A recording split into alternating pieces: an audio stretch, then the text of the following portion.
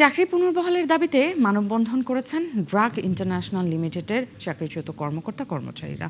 সকালে রাজধানী গ্রিন রোডে কোম্পানিটির প্রধান কার্যালয়ের সামনে মানববন্ধন করেন তারা। এ সময় তারা চাকরিতে পুনর্বহালের দাবি জানান। গ্র্যাচুইটি, বেতন, অর্জিত ছুটির পাওনা পরিশোধ সহ শ্রম আইন বহির্ভূত কাউকে চাকরিচ্যুত না করার দাবিও করেছেন তারা।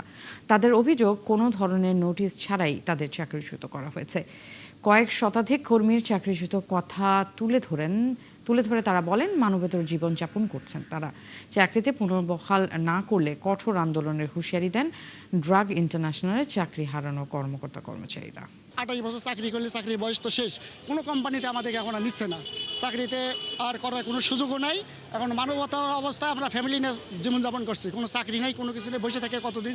আমাকে 1 বছরের আনলিভ টাকা দিয়ে আমারটা বিদায় করে দেওয়া হচ্ছে। আমি 16 বছরের আনলিভ পাবো। প্রভিডেন্ট ফান্ডের টাকা এবং আনলিভের যে একটা টাকা পাওয়ানো থাকে এবং দিয়েছে, এবং এর আগে সবাইকে দিচ্ছে, কিন্তু আমাদের ক্ষেত্রে কাউকেই সেই টাকা দেয়নি। প্রথম দাবি, চাকরি ফিরিয়ে দিতে হবে আমাদের প্রথম দাবি।